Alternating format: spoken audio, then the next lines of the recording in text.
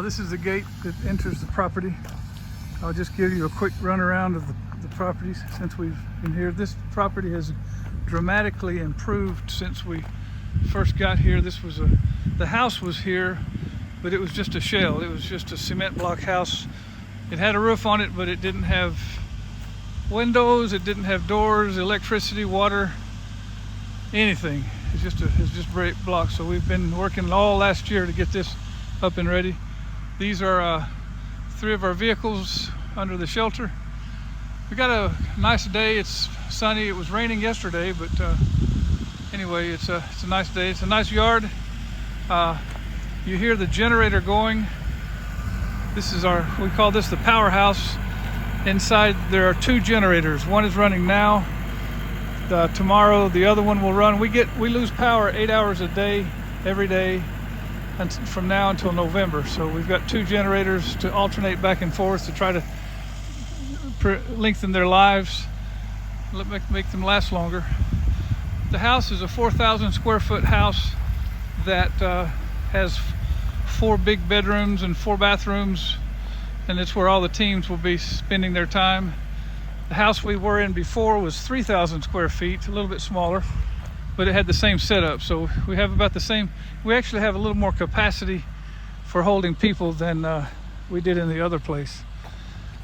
Driveway is a gravel drive.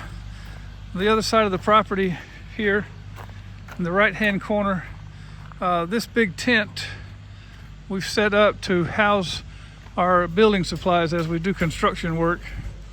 I was saying the other side of in the corner, back corner, there is a 1,000 square foot house that we'll be converting to offices whenever we can get this thing refurbished. That house needs 3 walls taken down, half of the floor busted out. The roof needs to be replaced and then rebuilt so that it can be used as an office. These containers, there are 8 containers here. They're used for storage, for tools. These containers in front of us here, the bottom one is storage. The one on top is being converted into 2 apartments so that we can house interns here.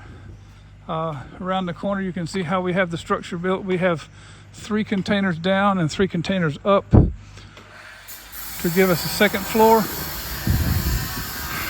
The containers up, there will be 2 dormitories here. This will be a community kitchen, living room, and dining room area, and this is 2 apartments on this side with storage in this compartment, storage in this one.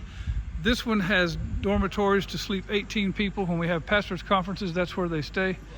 And we use this area for training, conferences. Right now it's a construction zone, and right now this area is where the Church of Life is having church until we get the property secured and we start building or rebuilding the church there. So as of now, for the past 6 or 8 months, they've been having services here. The back side of the property is in front of us here. We have a well that brings water to this tank.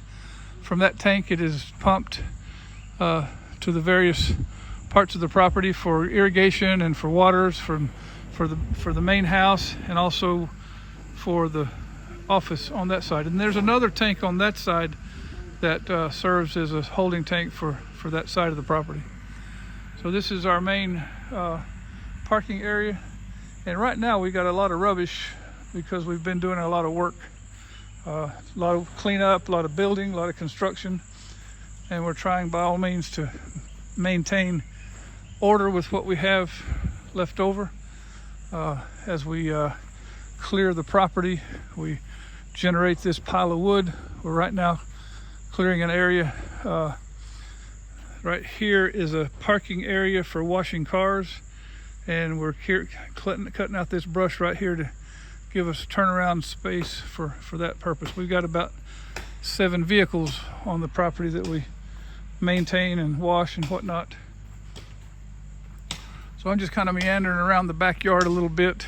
This is an area where we will have a future staff picnic tables and shelter for lunches and breaks and things like that.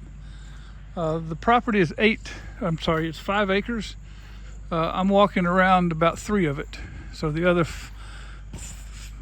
other 2 acres are back that way, has not been cleared yet.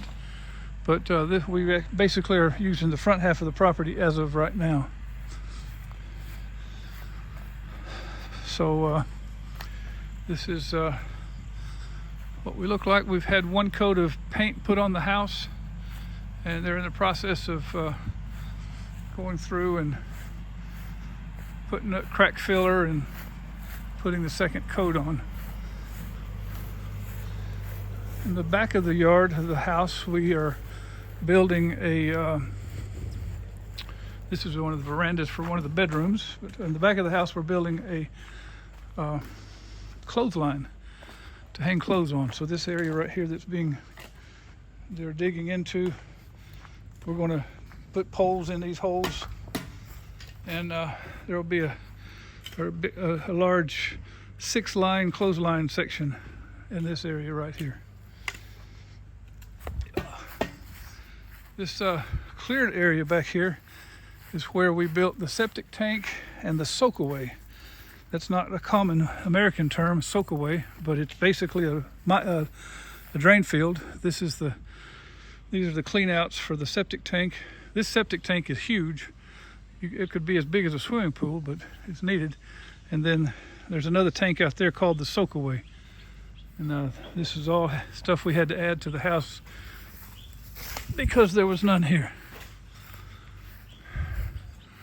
And just going around the backside, coming back around to the front where we began.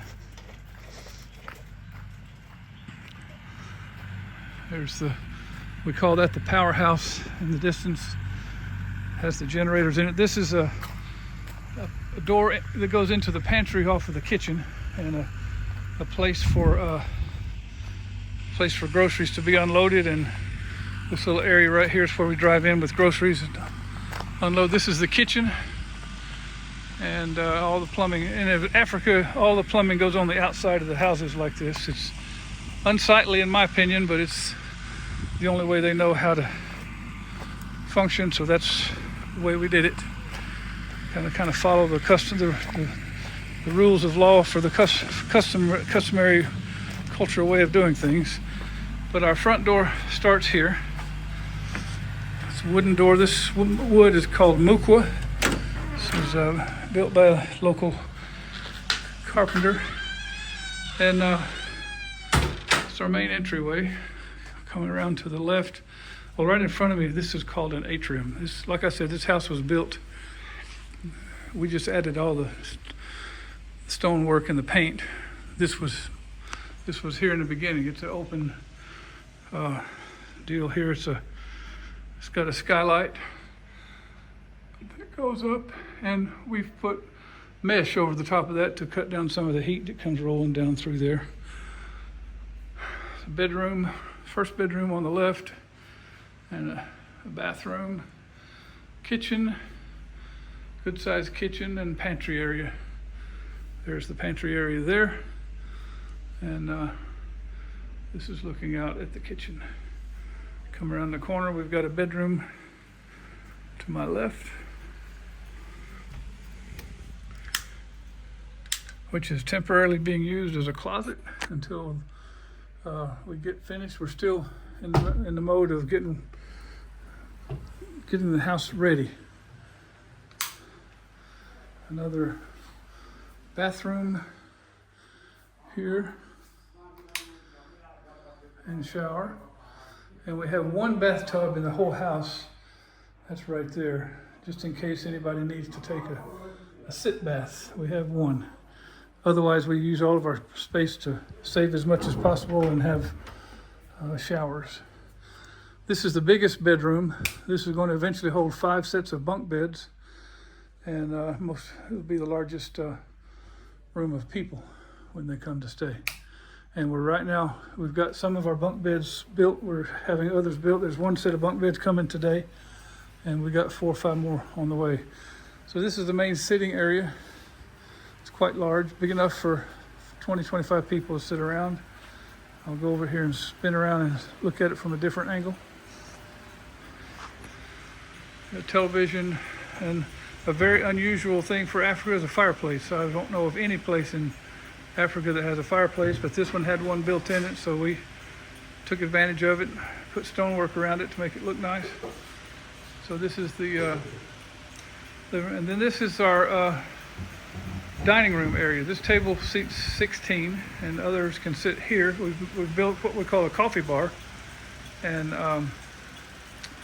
the idea is, so there's a lot of people in the house. Come breakfast time, everybody tries to congregate in the kitchen and take up space. So we're going to let this be the breakfast bar and coffee bar to kind of cut down on the traffic in the kitchen. And the other half of this room, this is the good-sized dining room area. Actually, this was not supposed to be a dining room. It was supposed to be a front porch, an open-air front porch. So we closed in this wall. We put in a wall and windows off this whole front so that we could utilize this space as a dining area because of the need for so many people being here at one time. And then I've just kind of occupied this little area for my office until we get that little house up and running where I can move my office into that small house out there. But that's I guess there's one other bedroom I failed to show, the master bedroom. It's where Karen and I stay. It's around the corner here. This is a little office area and a walk-in closet that's being constructed right now. It's just getting started. And this will be a desk area and cubicles. Yes. And then the master bedroom is here.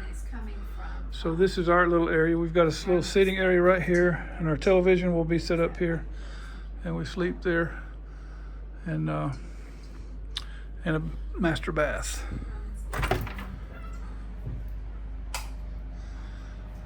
Double sinks and a shower and a commode.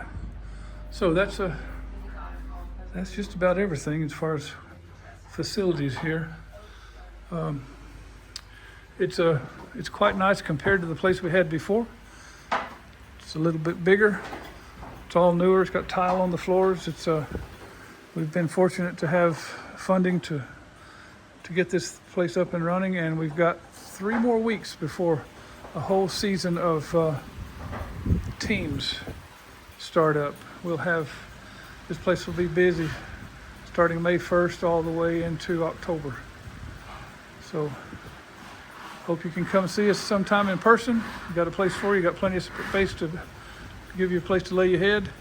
And that's a brief tour of Come Go With Us facilities.